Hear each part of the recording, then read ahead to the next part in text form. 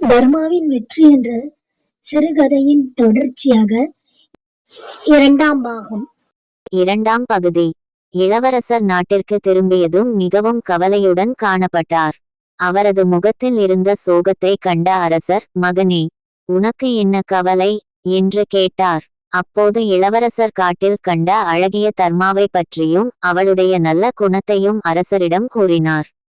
அனைத்தையும் கேட்ட அரசர் மகிழ்ச்சி அடைந்து, அவளை உனக்கு மணமுடித்து வைக்கிறேன் என்று வாக்குறுதி அளித்தார்.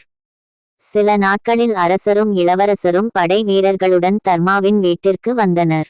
ராஜம் தன் மகள் செங்கியை அழகாக அலங்கரித்து நிறுத்தினாள். தர்மாவின் முகத்தில் கரியை பூசி பழைய சேலையை அணிவித்து வைத்திருந்தாள்.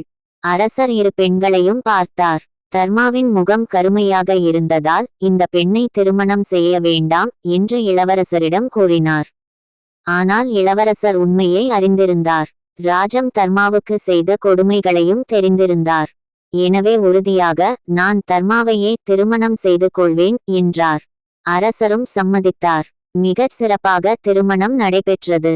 திருமணத்திற்கு பிறகு தர்மா அழகான பட்டு புடவையும் தங்க நகைகளும் அணிந்தாள். அவளுடைய இயற்கையான அழகை கண்ட அரசர் ஆச்சரியமடைந்தார். ராஜம் செய்த கொடுமைகளை அறிந்த அரசர் கோபமடைந்து அவளுக்கு தண்டனை வழங்க நினைத்தார். ஆனால் தர்மா கண்ணீர் மல்க, அவள் என் தாய், தயவு செய்து மன்னித்து விடுங்கள் என்று கேட்டாள். தர்மாவின் நல்ல மனதை கண்டு அரசர் தண்டனையை நிறுத்திவிட்டார். காலம் சென்றது. தர்மாவும் இளவரசரும் அரண்மனையில் மகிழ்ச்சியாக வாழ்ந்தனர். விரைவில் தர்மா கர்ப்பமானாள். இதனால் அனைவரும் மகிழ்ச்சி அடைந்தனர். ஒருநாள் தர்மாவுக்கு தன் தாய் வீட்டிற்கு செல்ல வேண்டும் என்ற ஆசை ஏற்பட்டது. இளவரசர் முதலில் தயங்கினாலும் அவளுடைய விருப்பத்திற்காக அனுப்பி வைத்தார்.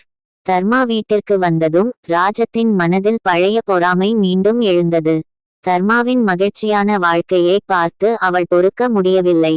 இவள் இங்கே இருந்தால் என் மகள் செங்கிக்கு எந்த நல்ல வாழ்க்கையும் கிடைக்காது என்று நினைத்த ராஜம் ஒரு கொடிய திட்டம் தீட்டினாள். அன்றிரவே கர்ப்பிணியான தர்மாவை காட்டிற்கு அழைத்துச் சென்று அடர்ந்த காட்டின் நடுவே தனியாக விட்டுவிட்டு வந்துவிட்டாள். வீட்டிற்கு திரும்பிய ராஜம் தன் மகள் செங்கியை தர்மாவை போல அலங்கரித்தாள்.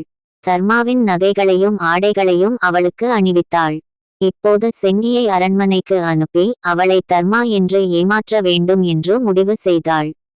இலையுதிர் மரம் அந்த நேரத்தில் அடர்ந்த காட்டில் தனியாக தவித்துக் கொண்டிருந்த தர்மாவிற்கு என்ன நடந்தது?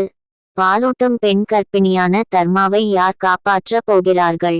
கிரீடம் செங்கி அரண்மனையில் தர்மாவாக நடிக்க முடியுமா? ஒளி வீசும் நட்சத்திரம் சுவாரஸ்யமான 3ஆம் பகுதி விரைவில் தொடரும்.